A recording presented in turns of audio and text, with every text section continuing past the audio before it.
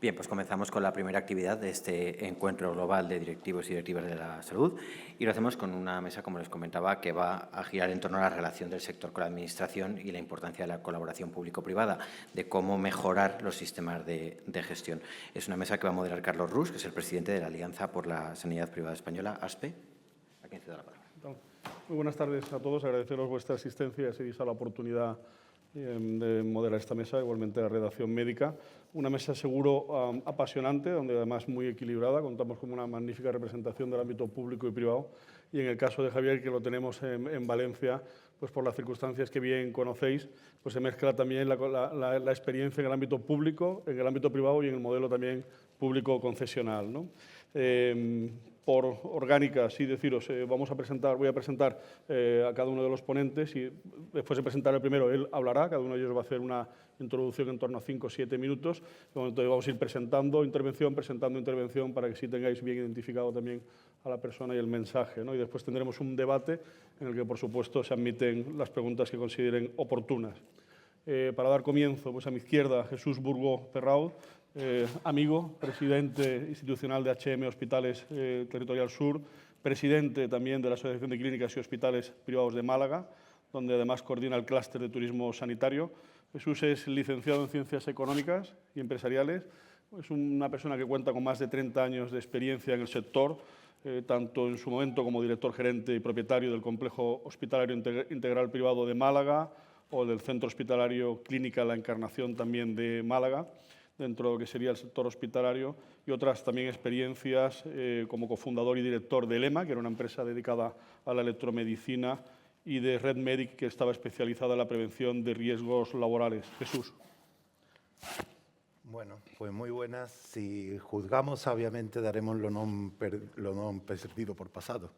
Yo creo que, emulando a las coplas por la muerte de su padre, de Jorge Manrique, que también ha introducido nuestro presidente,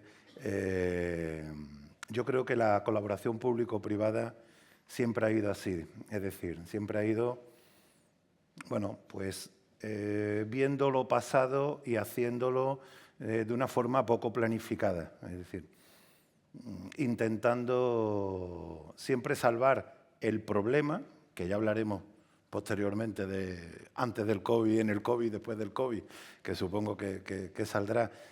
Siempre hemos ido intentando, pues por la saturación del sistema y por las limitaciones propias del sistema, siempre hemos ido acudiendo a la colaboración público-privada por necesidades dentro del sistema y no con una parte pues, más sosegada, más de pararse, más de evaluar qué es lo que hay que hacer y bajo unos criterios más de eficiencia. Porque si lo viéramos así, yo creo que eliminaríamos muchas veces toda la parte ideológica, iríamos más a la parte sensata de evaluar realmente qué disponibilidad hay en nuestro sistema sanitario único, privado y público, sistema sanitario que hay en España único, y a partir de ahí poner a disposición del paciente, poniendo al paciente como centro, todos los recursos que tiene el sistema, sea tanto de una patrimonialización o de una dependencia privada como de una dependencia pública. Yo creo que ahí es donde tendríamos que centrar el debate y por eso, desde luego, agradezco mucho que tengamos la valentía en foros como este de poner encima de la mesa lo que debe ser la colaboración público-privada entre directivos de salud, que deberíamos estar más alejados de términos ideológicos y más de datos y más de eficiencia, en términos de eficiencia.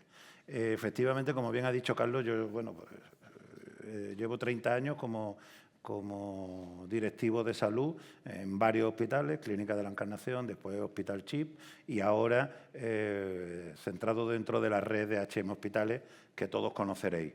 Desde HM Hospitales, en la actualidad, sí es cierto que tenemos un margen de colaboración público-privada, digamos, de concertación, que es lo que todo el mundo entiende como primer hito de la colaboración público-privada, de concertación de listas de espera mínimo, quizás en la Territorial Sur por los hospitales que nos hemos integrado en la Territorial Sur, sí tenemos bastante cultura de concertación. En la Territorial Sur, pues los conciertos con el SAS aproximadamente son un 40 o un 50% de nuestro volumen de facturación, e históricamente los hospitales que nos hemos integrado en la red hospitalaria HM Hospitales de la Territorial Sur, sí hemos tenido tradición de concertación con distintos signos, es decir, como bien sabéis, la Comunidad Autónoma Andaluza, primero con el PSOE y actualmente con el PP. Y bueno, siempre hemos tenido pues esa cultura y la seguimos manteniendo. Pero es verdad que en la red hospitalaria HM Hospitales tenemos muy poquito, nuestro porcentaje de concertación es mucho menor, pero sí existen otras fórmulas de concertación que se habla menos, ahora mucho más, como es el sistema mutualista, que sí tenemos un alto porcentaje al tener mucha presencia de hospitales aquí en la Comunidad Autónoma de Madrid. El sistema mutualista, que no deja de ser otra segunda pata de la colaboración público-privada y que ahora, como todos sabemos, está pues en cuestión, creo que es también un tema que deberíamos de debatir en esta mesa, porque precisamente el cuestionar ese modelo creo que nos va a afectar muchísimo tanto a hospitales con dependencia patrimonial pública como con dependencia patrimonial privada, en dos sentidos, ¿no? Quizá, sobre todo si desapareciera, que yo espero, quiero y deseo que no, el sistema de mutualismo, habría un pico muy complicado para hospitales públicos, y después tendríamos que pasar la colaboración público-privada, que ahora mismo se hace bajo el sistema MUFACE, pasarlo al sistema de listas de espera. Es decir, porque al final son vasos comunicantes. Los pacientes y las patologías son las que son, el parque hospitalario que hay a nivel nacional es el que es, y por tanto la actividad que no venga por un lado, pues tendrá que venir por otro, porque la presión asistencial, si no, en los hospitales públicos sería inviable, salvo que se creasen más hospitales públicos, que no creo que sea el momento. Yo, por centrar un poco, y como me ha tocado abrir un poco la mesa, pues quizás he hecho un poco de preámbulo de varias cuestiones que son más de moderador, y te pido disculpas. No. En base a la amistad que tengo con Carlos, me he permitido hacer eso. Pero bueno, yo creo que son los temas que esta mesa pues podríamos debatir, y vuelvo a decir, agradecer mucho tanto a Redacción Médica como a la asociación pues el poner, y además que inaugure este encuentro, precisamente una mesa en torno a la colaboración público-privada, que me parece esencial y capital para poder darle la importancia que creo que debe tener en nuestro sistema sanitario. Muchas gracias, Jesús. Luis Ángel González Fernández, gerente del Servicio Riojano de Salud, es licenciado en Medicina y Cirugía por la Universidad de Salamanca, actualmente director gerente del Servicio Riojano de Salud. Ha sido director gerente del Complejo Asistencial Universitario de Salamanca, donde anteriormente a ese puesto fue su director médico, y además tuvo la suerte de conseguir y planificar y ejecutar el traslado y puesta en funcionamiento del nuevo hospital. Seguro que tienes una experiencia muy interesante que trasladarnos. También ha gestionado procesos sanitarios en otra serie de instituciones, como Solimat, o ha sido director gerente de la Gerencia de Atención Integrada en Ellín y la Gerencia de Atención Primaria en Albacete. Miembro activo de SEDISA desde el año 2012 y gran contribuidor en proyectos de investigación y publicaciones en su campo. Muchas gracias, Luis Ángel. Muchas gracias a ti, Carlos. Buenas tardes a todos. Es una hora complicada. Desde aquí se aprecia bien las caras. Primero, como no puede ser de otra forma, pues agradecer a Sanitaria 2000, Redacción Médica, y a SEDISA la invitación a participar en esta mesa. Es un placer y aquí estaremos siempre que se nos necesite. Para hablar de un tema, desde el punto de vista de la sanidad pública, no delicado, porque el que les va a hablar es un firme y además convencido creyente de la colaboración y de la necesidad de la colaboración pública-privada. Pero por centrar un poco el tiro, y voy a ser muy esquemático, y además con el objetivo también de en este esquema ceñirme al tiempo que tenemos asignado, ¿qué es la CPP? ¿Qué es la colaboración público-privada? Pues al fin y al cabo no son más que acuerdos que permiten gestionar de manera eficaz los recursos públicos, ser una alternativa a la privatización pura y progresar mediante la obtención de la entidad privada en conocimientos e innovación para la parte pública.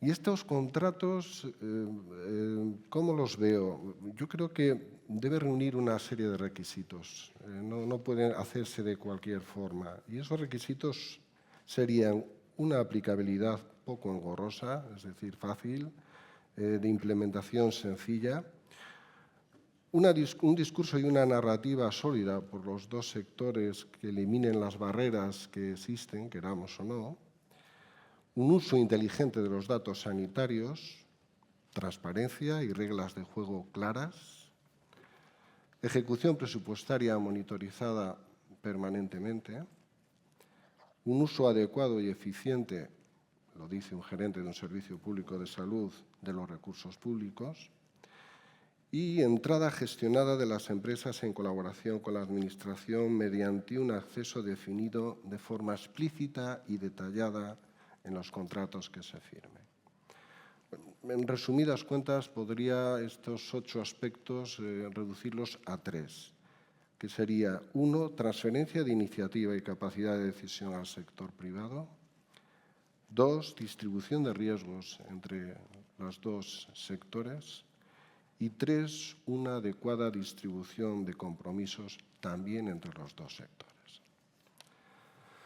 Bien, y desde La Rioja, ¿cómo lo vemos? Pues de esa comunidad ahí arriba, pequeñita, donde somos pocos pero bien avenidos, como se suele decir, pues hemos analizado los proyectos de colaboración público-privada, teniendo en cuenta pues, los planes y estrategias anteriores desarrolladas por el Servicio Riojano de Salud en colaboración público-privada. Hemos analizado, pues a través de los equipos directivos, experiencias y asistentes que yo creo que están en todos los hospitales, pues como los conciertos para listas de espera quirúrgica y pruebas diagnósticas principalmente, pues conciertos para mantenimiento electromédico, lavandería, seguridad, limpieza, es decir, un poco lo que existe, insisto, en la mayoría de los hospitales. Nos hemos dejado asesorar, como no puede ser de otra forma, por nuestros técnicos y profesionales asistenciales, y hemos hecho benchmarking con otros sistemas y otros servicios públicos de salud. ¿Y a qué conclusión hemos llegado? Pues tras el estudio realizado hemos apostado por darle, yo llevo 7 meses solamente como gerente del Servicio Riojano de Salud, un giro al diseño de la colaboración, corrigiendo aquellas debilidades y protegiéndonos de las amenazas, y lanzando una estrategia ofensiva apoyándonos en Fundación Rioja Salud para aprovechar esas oportunidades que tenemos ahí y que yo creo que sería un error tremendo no aprovecharlas. Y en base a esto, ¿qué es lo que hemos hecho? Pues hemos apostado por determinadas líneas de trabajo, insisto, de la mano de nuestra Fundación Rioja Salud y el Centro de Investigación Biomédica. Pues hemos desarrollado una línea de actuación específica para la colaboración con la industria, donde las empresas seleccionadas al amparo de los fondos FEDER pues firmarán unos contratos de colaboración público-privada con una cotitularidad sobre los resultados y la propiedad intelectual. Hemos llevado a cabo convenios también pues, con una entidad con la que es muy fácil conveniar, que es la Fundación de la Caixa, en ámbitos tan dispares como es las residencias de mayores, cuidados paliativos, y en uno de nuestros pilares asistenciales fundamentales que estamos desarrollando ahora en La Rioja, que es en la salud mental. Y centrándome en este apartado, pues hablaría de 2 programas que tenemos en marcha que creo muy interesantes, que es programa Saludablemente, donde hemos contratado a 10 psicólogos en atención primaria que están haciendo un screening de patología mental leve con el objetivo de impactar de forma positiva en la mejora de la salud emocional de todos los riojanos, y un programa, y bajamos a nivel infantil, pediátrico, de mejora del rendimiento escolar en La Rioja, con 5 neuropsicólogos que están realizando un screening en centros de educación primaria para la detención precoz, principalmente la TDAH. Y después estamos desarrollando y trabajando también, y esto es una apuesta personal del gerente que les habla, que es un plan de digitalización y monitorización remota ante unas propuestas que se nos hizo directamente desde la parte asistencial en el servicio de neumología, cardiología, endocrino y hospitalización a domicilio. Y dicho esto, bajo nuestro punto de vista, creemos que hay razones más que suficientes para impulsar la colaboración público-privada y que podríamos abarcar su justificación en los siguientes ámbitos que les voy a comentar. Uno en el económico e innovación. El incremento de la eficiencia económica en la colaboración público-privada es evidente, contribuye significativamente al Producto Interior Bruto de nuestro país y está más que demostrado y suficientemente demostrado con números que la eficiencia se puede llegar a conseguir mediante una colaboración clara y bien establecida. A los servicios públicos de salud, esta colaboración nos permite mejorar la capacidad de innovación. A través de la iniciativa privada, para nosotros es fundamental desarrollar áreas como la investigación y el desarrollo en I+D, la biotecnología, la implementación de tecnologías avanzadas como la medicina personalizada y la digitalización del sector. Otro elemento que contribuye también a que esta colaboración sea una apuesta por el servicio riojano, que es el acceso y la equidad. El aumento de la cobertura y el acceso a los servicios sanitarios mediante la colaboración permiten una oferta de servicios sanitarios disponibles para los pacientes mucho más amplia que si lo hiciésemos con nuestros recursos única y exclusivamente. Y a la vez que aumentamos esta cobertura, promocionamos la equidad social, que es garantizar, al fin y al cabo, que todos los ciudadanos tengan acceso a servicios sanitarios de calidad independientemente de su capacidad económica y su capacidad de desplazamiento a otras áreas geográficas. Y no podemos dejar de hablar de sostenibilidad y competencia. Sostenibilidad del sistema sanitario, la colaboración que ayuda a evitar el colapso de nuestro sistema público gracias a compartir esa carga asistencial, lo que resulta que tengamos un sistema más flexible y sostenible a medio y largo plazo. Mejora la calidad de vida de los pacientes al introducir nuevas terapias y tecnologías y un fomento de la competencia, yo siempre digo productivo, porque las entidades privadas en el sector se incentiva la competencia, puede llevar a una mejora de la calidad y la eficiencia de los servicios, a una reducción de costes y a una innovación permanente. En resumidas cuentas, y termino, la mayoría de las regiones y de las comunidades y los servicios públicos de este país, yo creo que apuestan por la colaboración público-privada y está claro una cosa, y con esto termino, el progreso, la innovación se tienen que basar en la colaboración. Las emergencias sanitarias recientes, incluida la pandemia, pusieron de manifiesto que o trabajamos de forma conjunta o si no estamos abocados a colapso, a la falta de efectivos. Por lo tanto, terminaría con esta palabra. Colaboración público-privada es necesaria e imprescindible para darle una accesibilidad y una garantía de asistencial de calidad a nuestros pacientes. Muchísimas gracias, Luis Ángel. Pasamos al tercero de los ponentes, Javier Palau Pérez, director gerente del Hospital Vitas Valencia Consuelo, con una notable trayectoria en la medicina y en la gestión sanitaria, con un enfoque específico en colaboración público-privada en hospitales bajo el modelo de concesión administrativa. Doctor en Medicina por la Universidad de Valencia, especialista en Medicina de Familia hematología y hemoterapia. Ha complementado su carrera clínica con una sólida formación en gestión, MBA, programa de alta dirección de entidades sanitarias del IES y un máster en dirección médica y gestión clínica. Ha ejercido como director médico en el Hospital de la Fe de Valencia y como gerente de los hospitales de la Ribera y Denia, ambos bajo el modelo concesional. Actualmente lidera el proyecto nuevo del nuevo Hospital de Vitas Valencia-Turia, cuya puesta en marcha está prevista para el próximo mes de enero. Javier, muchas gracias.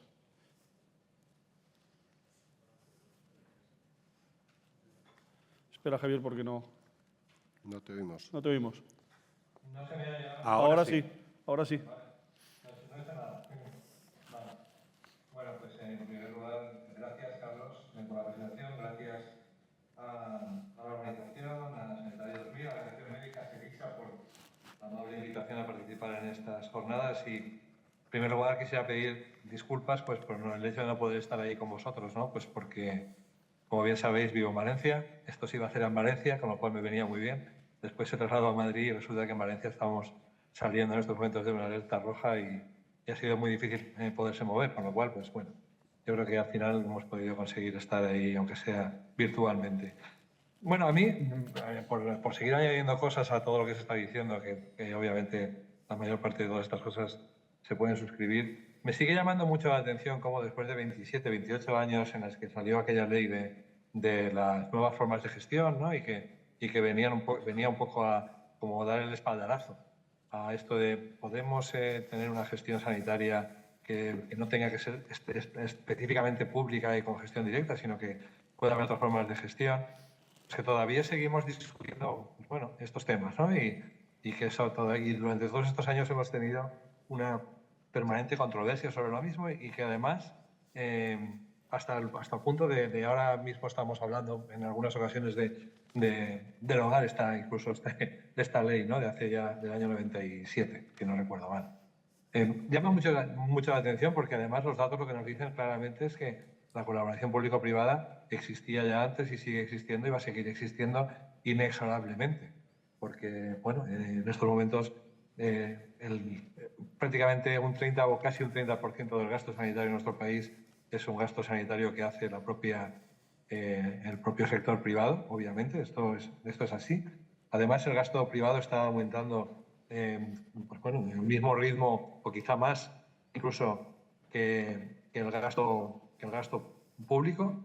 Tenemos que ver cómo el ámbito público pues está prácticamente estancado y sobre todo y especialmente después de la pandemia pues vemos cómo las listas de espera han ido creciendo y cómo no se acaban de desatascar, cómo cada vez hay más lista de espera y sobre todo ya no tanto de cirugías, que también es importante, pero no olvidemos la lista de espera diagnóstica, porque esa es especialmente grave desde el punto de vista en el que tenemos pacientes en los que no sabemos qué tienen y sabemos que hay en lista de espera gente que está esperando pues, para ser diagnosticado de más de un cáncer, con toda seguridad. Sabemos que tenemos un problema en la sociedad, en una sociedad especialmente la española, en la que vamos a ser cada vez todos más mayores. Las previsiones, cuando uno mira las campanas y las pirámides de población, son pues bastante desalentadoras en el sentido de que cada vez va a haber más población y cada vez va a haber más población mayor y esto va a tener una importancia tremenda. Además la gente mayor tiene que estar tenemos claro que cada vez tiene más problemas clínicos, cada vez tiene más problemas de patología, por lo tanto, el combinado de gente mayor y gente con más patologías es un cóctel bastante explosivo. Bueno, y al final los ciudadanos estamos optando por cada vez más apostar por parte del ámbito privado. Yo creo que cada vez hay más pólizas privadas que se suscriben, cada vez hay más inversión en el ámbito privado por parte de los ciudadanos y al final esta colaboración público-privada que estamos viendo no deja de ser una colaboración en muchos casos que existe pese a todo, es decir, prácticamente por decirlo de alguna manera y entre comillas es sin querer, ¿no? Ya estamos colaborando en el momento en que la gente pues estamos yendo a los hospitales privados a ser atendidos y por lo tanto dejamos de sobrecargar o de tener presión sobre el ámbito público. Y esto yo creo que hay que tener hay que verlo de esta manera, porque ya de entrada hay ya una colaboración incluso, digamos, no dirigida, ¿no? Al final, lo que está haciendo la Administración, en el fondo, viene a ser lo mismo. Quiero decir, está tratando de mejorar su capacidad. La Administración lo que está haciendo es buscar complemento también a la sanidad privada. Aquí se han comentado ya los conciertos asistenciales básicos de todo tipo. Hemos hablado de las mutualidades, ¿no? Y de MUFACE, entiendo que vamos a hablar después con seguridad, pero bueno, no deja de ser también una colaboración privada que prácticamente es, siempre lo hemos comentado, como una concesión, casi una concesión administrativa, pero en vez de ser de una base territorial, es de una base, pues bueno, administrativa, por el hecho de ser funcionarios. Y luego, pues la otra gran manera de colaborar o de buscar el complemento de la sanidad privada son las concesiones administrativas, lo que se vino a llamar el tema del modelo Alcira, y del cual, pues bueno, como se ha comentado, pues yo tengo una cierta experiencia porque he sido gerente tanto del Hospital de la Ribera, justo en los años en los que acabó la concesión, como también del Hospital de Denia, que también recientemente ha acabado la concesión. El modelo concesional, todo el mundo sabe en estos momentos que estamos en un modelo en declive, cada vez hay menos concesiones. Yo creo que hay una gran contestación por parte de la sociedad, de los políticos en muchas ocasiones. Yo creo que es un tema que se puede profundizar si queremos después en el debate, porque, digamos, tiene una difícil explicación. Y luego, bueno, pues por otra parte, al final, por ejemplo, en mi ámbito, que estoy en estos momentos al frente de un proyecto para el Grupo Vitas, un grupo puramente privado que no tiene nada que ver con concesiones administrativas, pues la colaboración que se está estableciendo en el entorno en el que estamos, digamos, desarrollándonos, en mi caso, en la Comunidad Valenciana, pues bueno, no pasa de los conciertos, no pasa de la colaboración de determinados aspectos, sobre todo en listas de espera, tanto diagnósticas como de tratamiento, ¿no? Quirúrgicas. Yo creo que ahí estamos muy estancados, yo diría que estamos muy estancados. Por un lado, la población sigue yendo a tener cada vez más servicios privados. El ámbito público cada vez está tratando de mejorar sus aspectos, pero yo creo que nos falta todavía dar ese paso de establecer una colaboración público-privada, digamos, más racional, más transparente y más, digamos, fuera de todo lo que tiene que ser, digamos, de sospecha, ¿no? De sospecha desde el punto de vista político o social. Yo creo que como digamos, introducción ya acabo y, bueno, pues yo creo que podemos debatir perfectamente todos estos temas más adelante. Muchísimas gracias, Javier. Presento el cuarto ponente, Miguel Rodríguez Gómez, gerente de área del Servicio de Salud del Principado de Asturias. Cuenta con una sólida formación y también una amplia experiencia en gestión sanitaria, licenciado en Medicina por la Universidad de Cantabria. Ha complementado su formación con un máster de Administración y Dirección de Servicios Sanitarios en la Universidad Pontificia de Comillas, máster en Economía de la Salud en la Universidad Pompeu Fabra y una especialización en Evaluación de Tecnologías Sanitarias. En su trayectoria profesional ha desempeñado cargos de gran relevancia como consejero de Sanidad del Gobierno de Cantabria, subdirector general de Ordenación Profesional en el Ministerio de Sanidad, subdirector del Hospital Universitario Marqués de Valdecilla y director del Hospital Universitario Central de Asturias. Y, Miguel, ¿me permites? Paro, y que hables tú. Por supuesto que sí. Bueno, muchas gracias a la organización, a Sanitaria 2000 y a Redacción Médica y a SEISA por invitarme a participar en esta mesa. Gracias a Carlos y a los compañeros de mesa y, por supuesto, a ustedes por estar ahí. Los acuerdos de colaboración público-privada en sanidad se utilizan en todo el mundo. Voy a hacer una pequeña introducción para situarnos. Y se utilizan como un mecanismo para mejorar la provisión y la calidad de los servicios de salud. Y además, si están adecuadamente gestionados, son beneficiosos tanto para el sector público como para el privado y, lo que es fundamental, para el ciudadano en términos de acceso a más y mejores servicios. Partiendo de esta base de que la colaboración existe y es necesaria, no podemos olvidar también que la provisión de servicios sanitarios tiene dos peculiaridades. La primera es que la atención sanitaria no es como cualquier otro bien o servicio que se puede dejar al libre albedrío de la oferta y la demanda.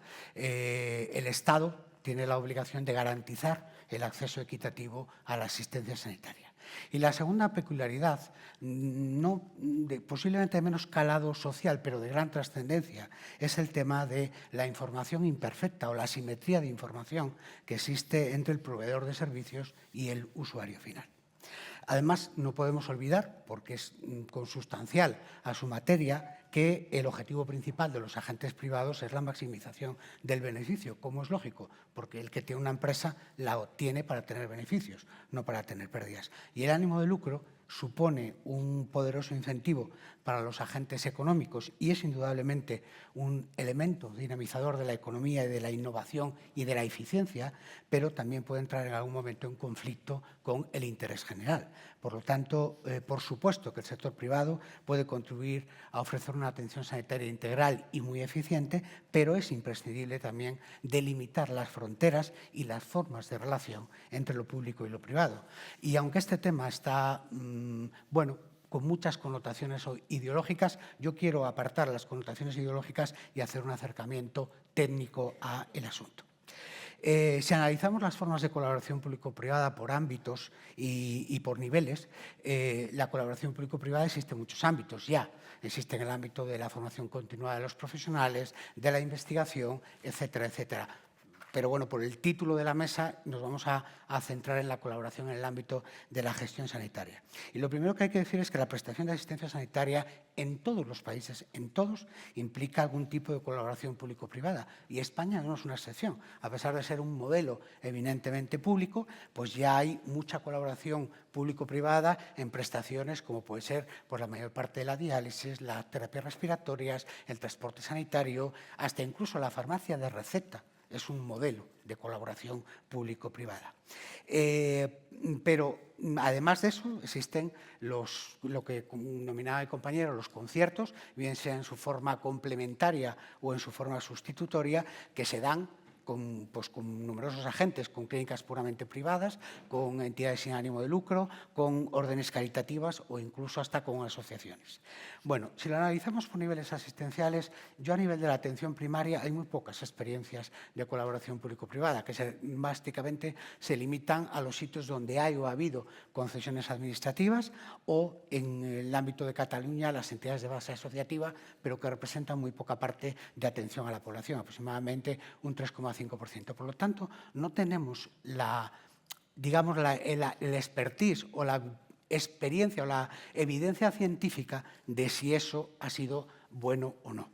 En todo caso, si tuviese que hacer un posicionamiento, como a mí me gusta mojarme, yo diría que en el ámbito de la atención primaria, en lo que es el core de la atención primaria, es decir, la atención médico-enfermera, no lo sometería a externalizaciones o a colaboraciones público-privadas. ¿Por qué? Porque no podemos olvidar que, además de ser la atención primaria la entrada al sistema, es también el eje vertebral sobre el que pivota toda la atención del paciente.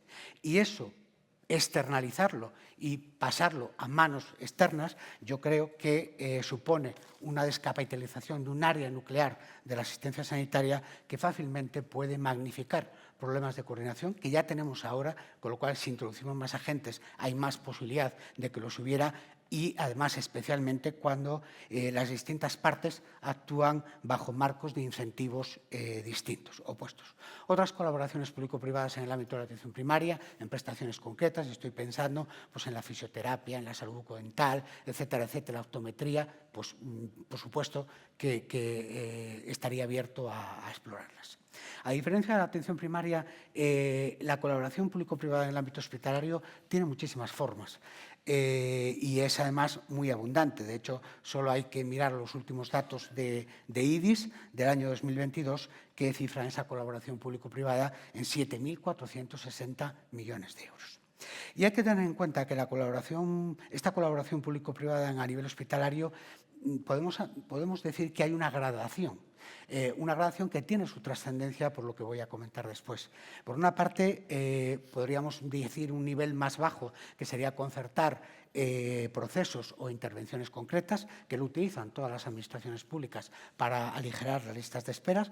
Lo que hace en este caso la pública es simplemente concierta intervenciones de cataratas o de lo que sea, pero procesos concretos, y transfiere a la privada las atenciones que en principio ella no puede asumir por los autolímites que se ha marcado la propia administración pública.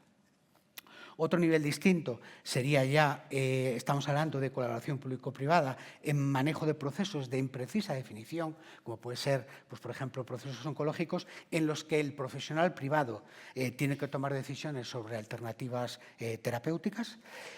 Otro nivel mayor sería ya la colaboración público-privada a nivel de la transferencia de toda una unidad o de todo un servicio, que eso, desde luego, para mí supone, además de una pérdida clara del control sobre el proceso asistencial, también supone una depleción de conocimiento en la organización pública, o el mayor nivel que hasta ahora conocemos sería la contratación de asistencia sanitaria de una población concreta en forma de concesiones administrativas.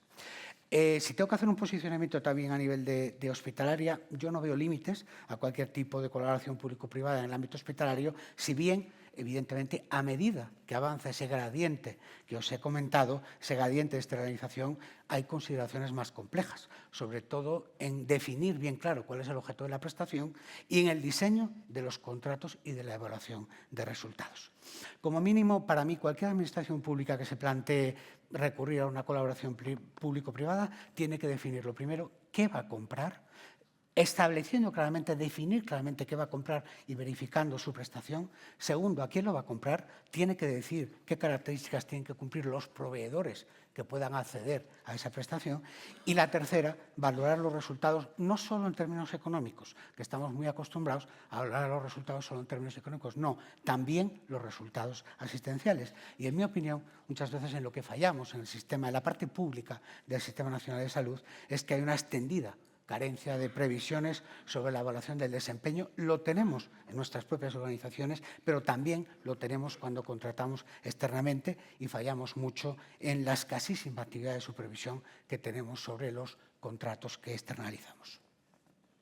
Por concluir, yo en atención primaria no haría experimentos en el core de la atención sanitaria en este momento. Necesitamos, además, hacer una reformulación de la atención primaria en la pública y, por lo tanto, en ese core médico-enfermera no lo sometería a más estrés. Colaboraciones público-privadas en prestaciones concretas que se dan a nivel de la atención primaria, por supuesto que sí. Y en el ámbito hospitalario, pues abierto a cualquier modelo, siempre que haya competencia real y se defina perfectamente el alcance, el seguimiento y los resultados que se pretenden conseguir. La colaboración público-privada, estoy convencido de que en sanidad tiene un potencial importante para transformar y para ayudar a mejorar el sistema.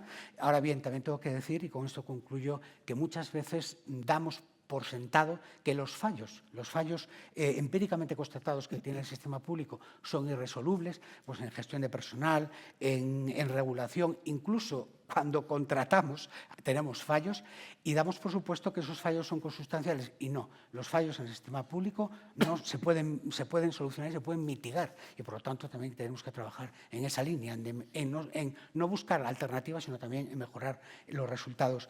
Y esto no es una dicotomía sector público-sector privado, porque solo, y en esto estoy convencido, si hay una gestión pública muy buena, se podrá sacar partido de todas las posibilidades de colaboración que ofrece la colaboración público-privada. Muchísimas gracias, Miguel. Damos paso al debate. Tenemos media hora, digo, abierto a preguntas. Sí me gustaría a mí comenzar haciéndoos una. Si parece, Miguel, empezamos por ti, la respuesta, pero vamos a intentar ser breves porque creo que lo más interesante es el debate y contar con distintas opiniones, ¿no? Os mostráis todos de acuerdo, de una manera u otra, a favor de la colaboración público-privada. Y nos encontramos en un contexto que habéis puesto encima de la mesa, quizás de escasez de recursos, no solo económicos, y también de una lista de espera, pues la mayor desde que se tiene un registro y creciendo, de una forma u otra. ¿Cuál es la principal barrera, según vosotros, según vuestra opinión, a que se dé, en muchos casos, una colaboración público-privada más decidida? Bueno, yo creo que, como he dicho, hay mucha colaboración pública-privada en muchos ámbitos y lo que tenemos que hacer es mejorar los instrumentos de definición de esos contratos que establecemos en la colaboración público-privada, definiendo claramente lo que pretendemos conseguir y qué seguimiento se va a hacer. Porque, como ya he dicho, la costumbre es valorar solo en términos económicos y no, tenemos que valorar también en términos de resultados asistenciales. Y eso es difícil. La dificultad está ahí, en introducir mecanismos de valoración de esos resultados asistenciales. Gracias. Javier.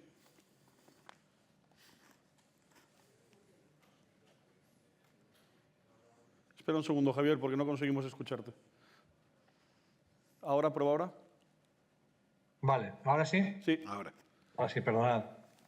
Como estaba diciendo, yo creo que ya lo ha comentado el compañero, yo creo que el principal problema en estos momentos que se tiene con digamos, para confiar, ¿no?, en la colaboración pública-privada, básicamente, es que existe una clara desconfianza desde el punto de vista político, ¿no?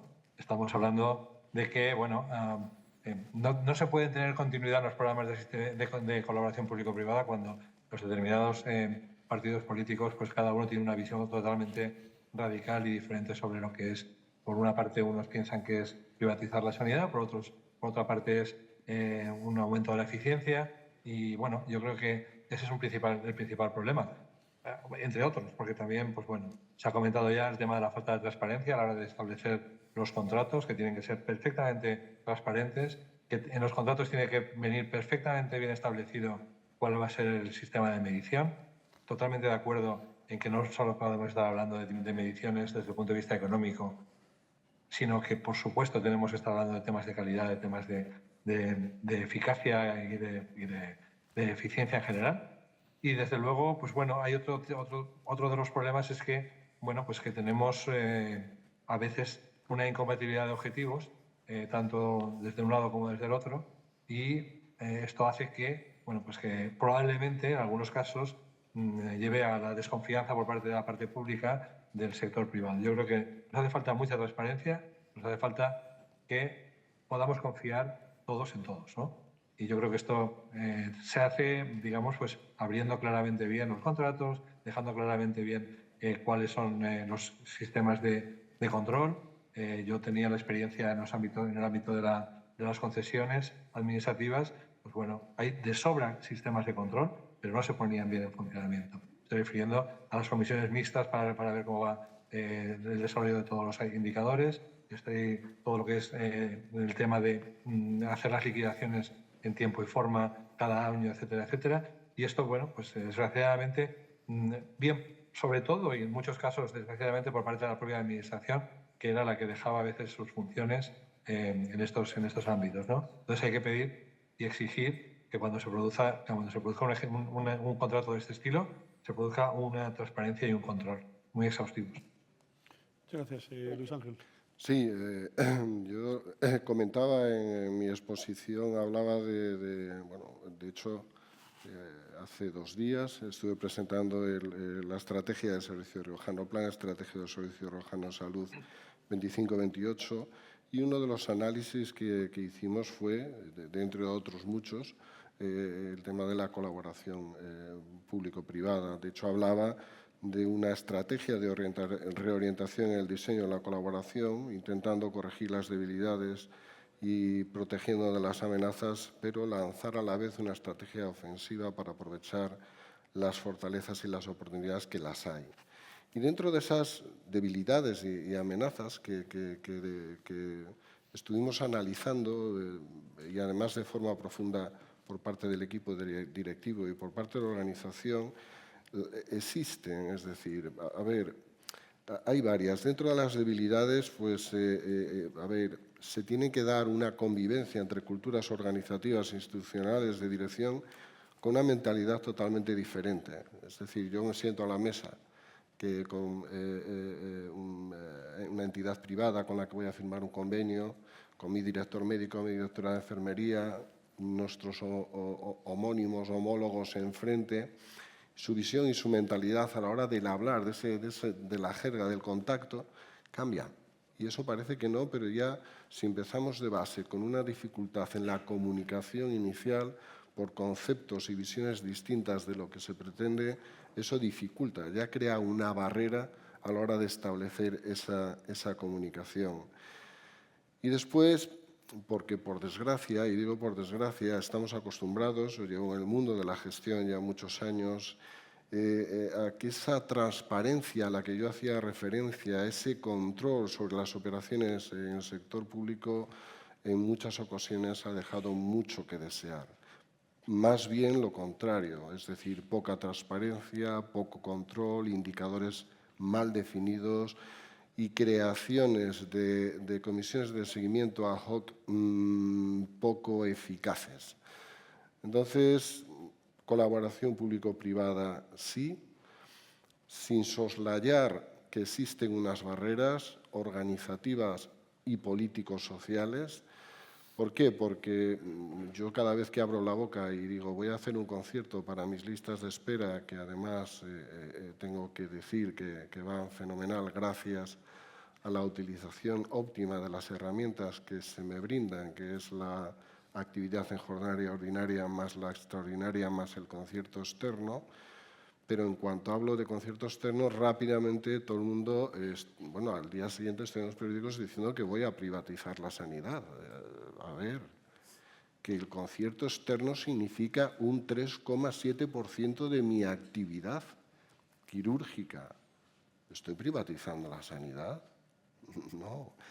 Pero se utiliza como arma y eso dificulta cualquier trabajo de colaboración público-privada. Existen barreras, pero yo creo que son barreras que sentándose, hablando, creando una metodología clara de trabajo y unas herramientas de control y seguimiento que se nos exigen a aquellos que gestionamos lo público y que gestionamos recursos que son finitos, yo creo que la colaboración público-privada tiene que seguir creciendo y tiene que seguir aportando, no solamente desde el punto de vista asistencial, sino desde el punto de vista de la innovación tecnológica y digital.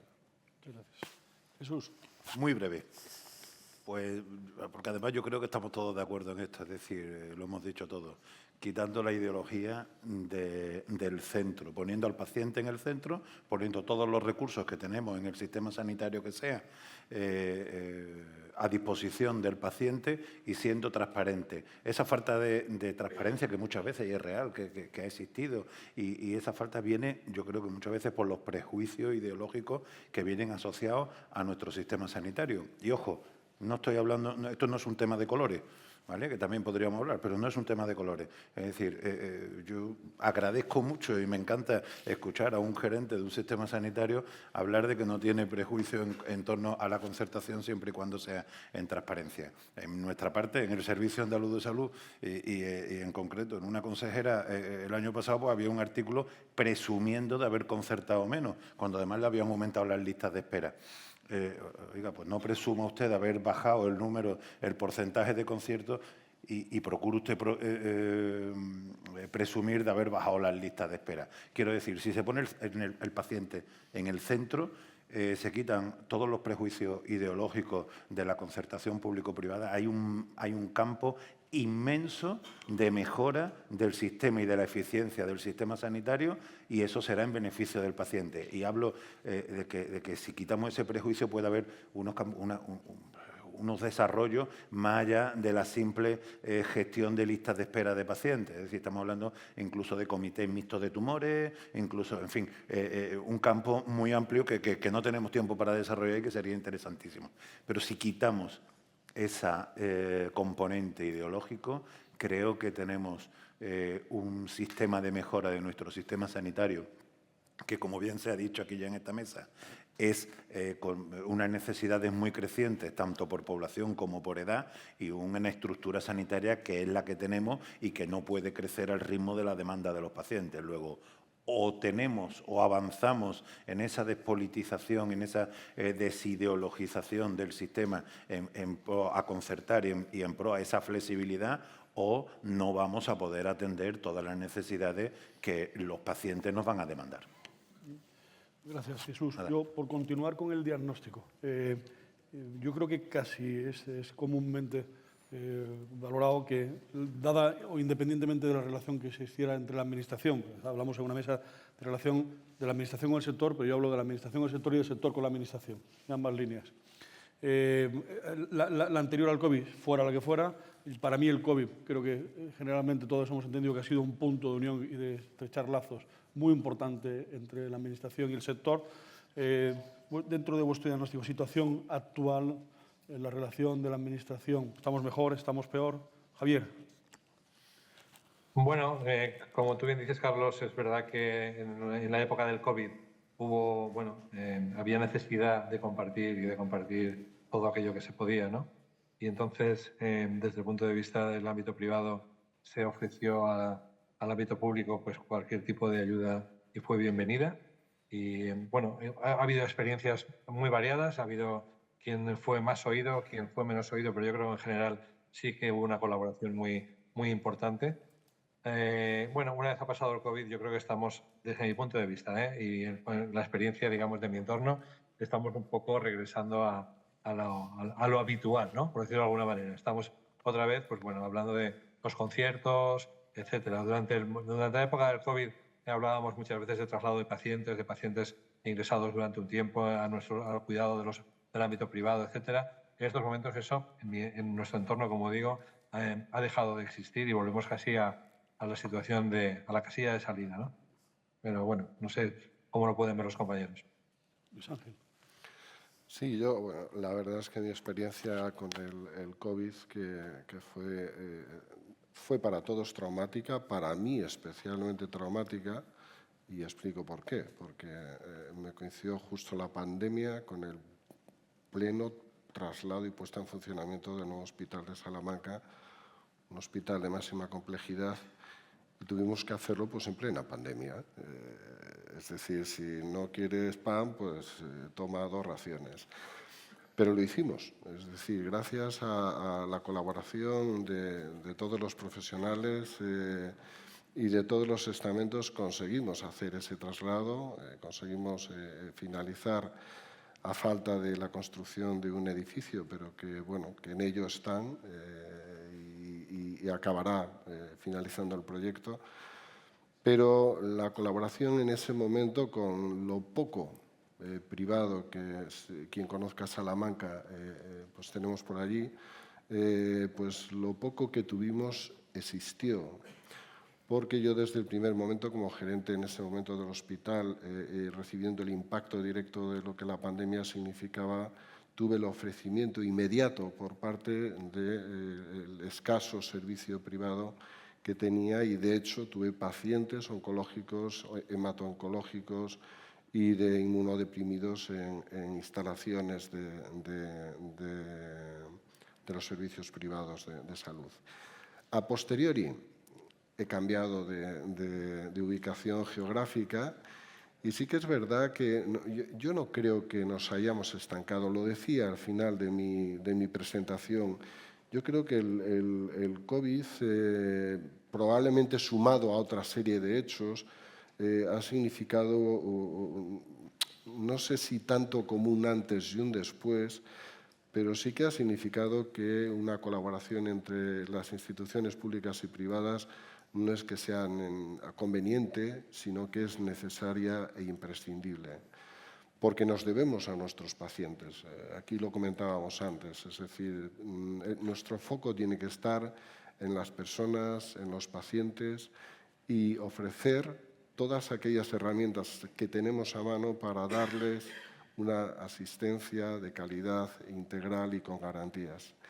Y eso pasa por aunar y arrimar el hombro, aunar esfuerzos.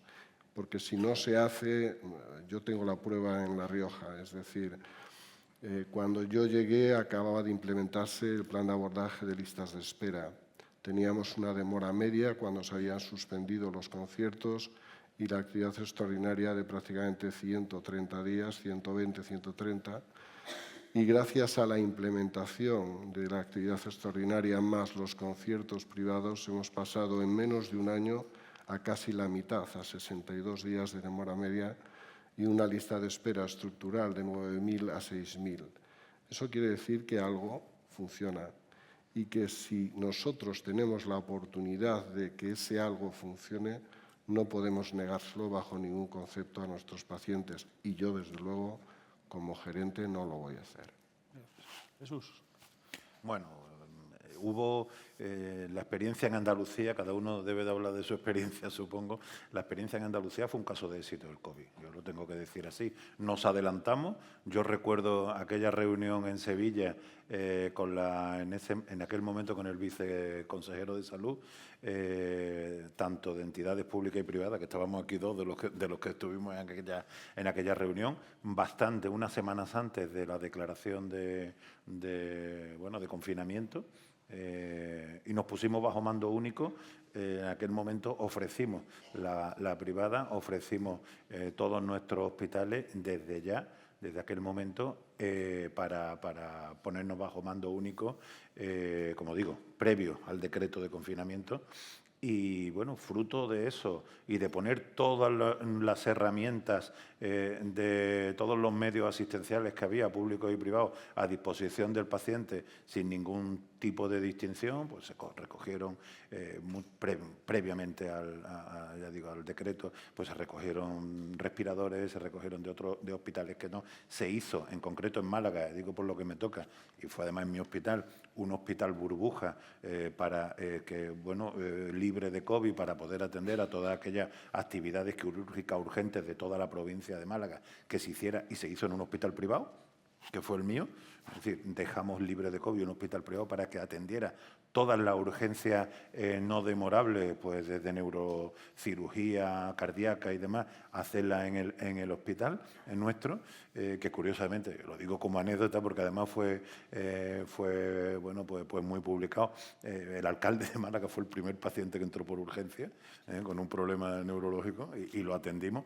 Quiero decir, se hizo de una forma absolutamente generosa por parte de todos, tanto público como privado, y yo creo que fue un caso de éxito. Y curiosamente, tengo que decir que yo tengo cierta decepción en ese sentido. Es decir, ese caso de éxito y de buena gestión, tanto por la parte pública como la parte privada, que en ese momento creo que se hizo de parte brillante, sobre todo desde la pública, de reunirnos y coordinarnos, ahora yo he notado una regresión por una vuelta a recelos que existían previamente, que ahora los volvemos a tener. Y la verdad, yo creía que iba a haber un antes y un después, y no lo ha habido. Gracias. Miguel. Bueno, yo, si hablamos en concreto de la época COVID, yo lo viví en una comunidad autónoma que es muy peculiar porque tiene muy poca presencia privada, pero desde luego tengo que decir que la colaboración fue absoluta. E incluso destacaría lo que ha comentado mi compañero, que incluso se hizo una colaboración por parte de la privada de forma muy generosa y se pusieron a disposición del sistema público todos los recursos y todos los dispositivos.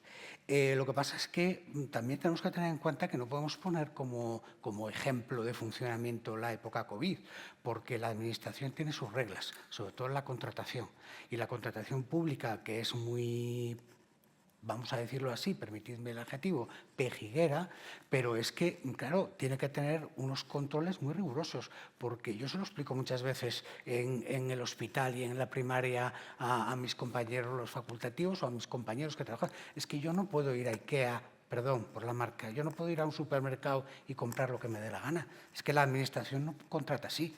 La Administración contrata bajo un sistema en el que claramente se favorezca la competencia, que haya una oferta, que haya unos requisitos de las personas que pueden licitar, etcétera, etcétera. Entonces, esos requisitos en la época COVID, como era una emergencia, se bajaron a mínimos, que actualmente no son factibles. Es decir, tenemos que respetar las normas de la ley de contratación y por lo tanto, no podemos poner la época COVID como ejemplo, porque ahí se relajaron todos esos mecanismos que están de control de la propia Administración para que los contratos se hagan cumpliendo los requisitos que marca la ley.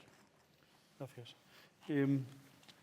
Muface, hablamos sin duda de algo controvertido. A nivel social, pues esto de que solo para unos o solo unos puedan elegir hace que en muchos casos sea de mala prensa. También es un modelo que supone un ahorro para el Estado tremendo.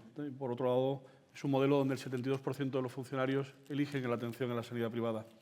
También es un modelo donde vemos que se va produciendo una decadencia.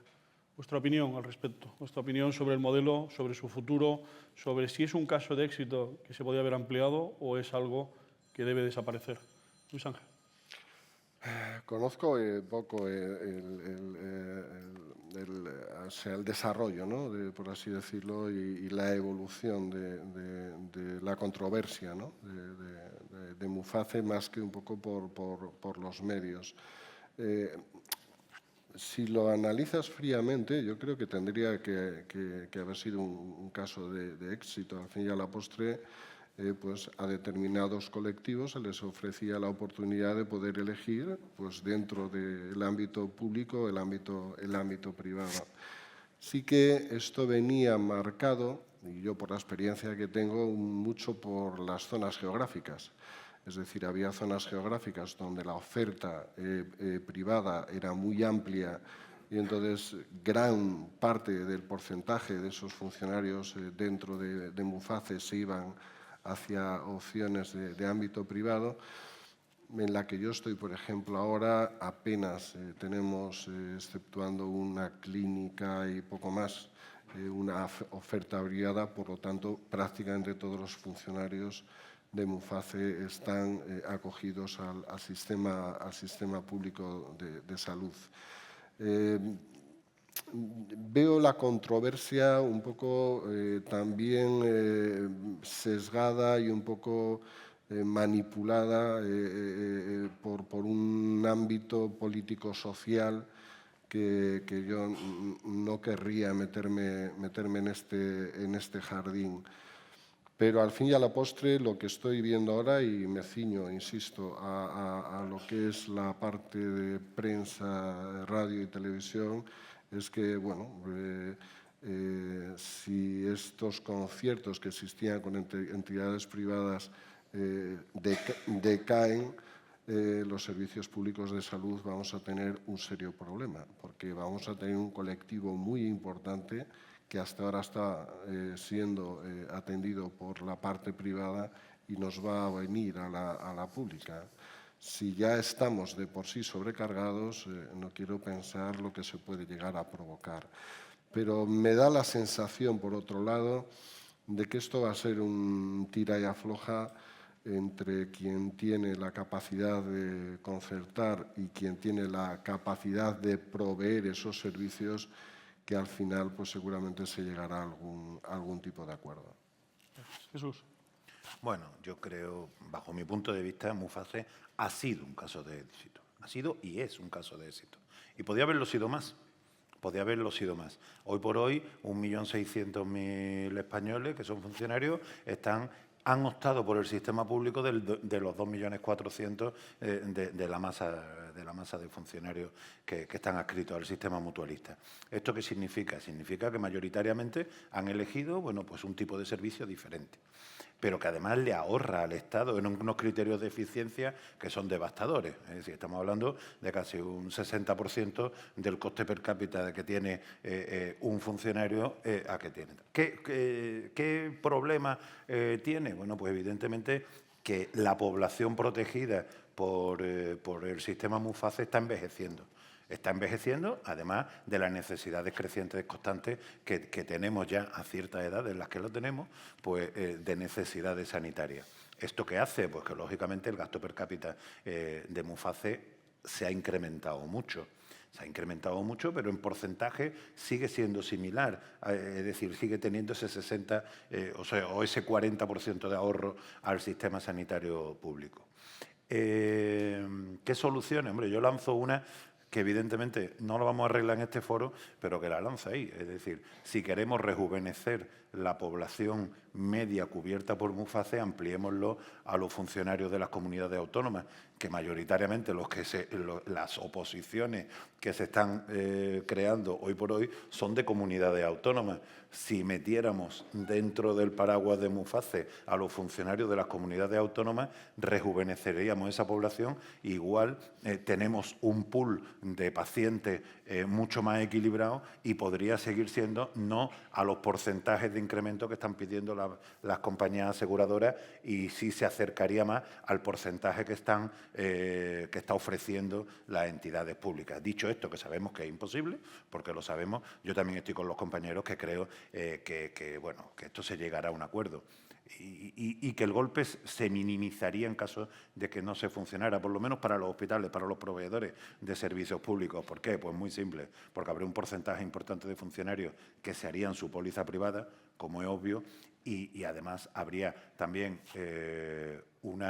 habría que drenar por parte del sistema público a mayor concertación en listas de espera, con lo cual al final son vasos comunicantes, es decir, no se va a mermar a los hospitales, sino que los pacientes que nos dejarían de entrar por el sistema MUFACE, los sistemas sanitarios autonómicos se verían obligados a concertar para drenar a esos pacientes.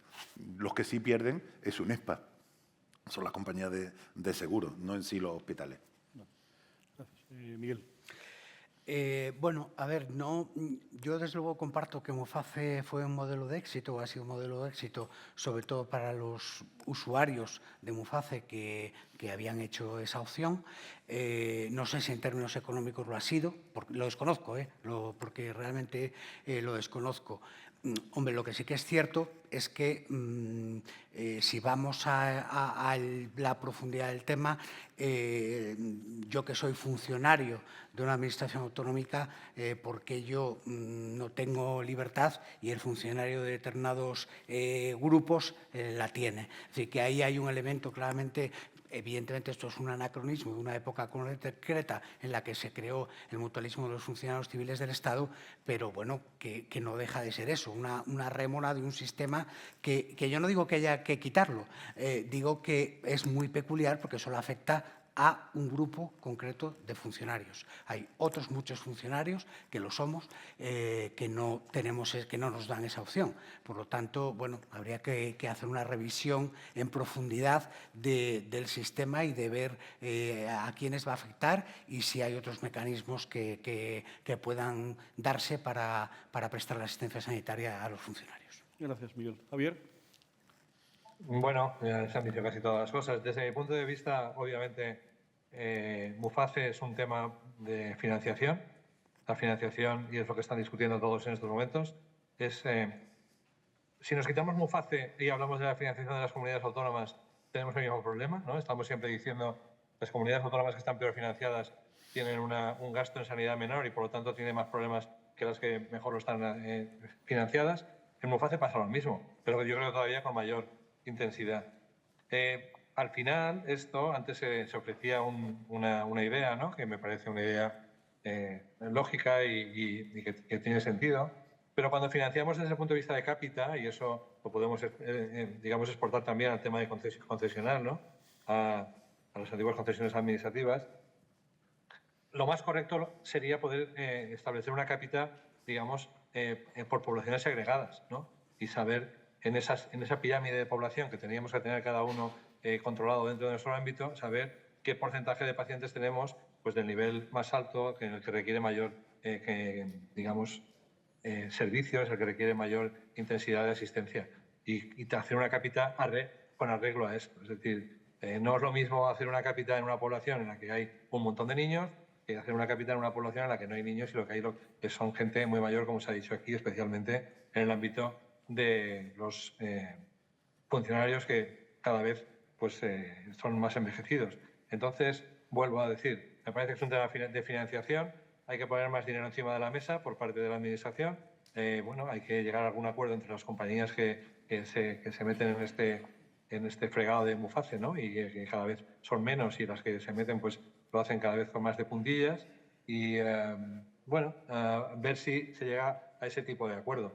Una posibilidad podría ser, efectivamente, ampliar la base, digamos, etaria con gente más joven. La otra, pues bueno, hacer una cápita de acuerdo a los niveles de problemas que tiene la población. No queda otra desde mi punto de vista. Muchísimas gracias, Javier. Muchísimas gracias a los cuatro por vuestra generosidad de compartir vuestras opiniones. A modo de conclusión o de resumen de la mesa, me gustaría saltar algunos de los aspectos que habéis marcado como más relevantes, ¿no? La necesidad de transparencia, la existencia de barreras no solo administrativas, sino también de carácter político y social. La necesidad también de concretar, de control, de análisis, de resultados en salud, de transparencia también en ese sentido y de elaborarlo. La necesidad de mejorar y de establecer lazos de comunicación, de mantener aquellos que existieron hace muy poco tiempo y que tan buen resultado trajeron. Y la como consabida siempre necesidad de mayor financiación. Modo de conclusión, agradeceros de nuevo vuestra participación de Redacción Médica SEDISA, la realización y el comienzo con esta mesa de colaboración público-privada. Muchísimas gracias a todos. Gracias.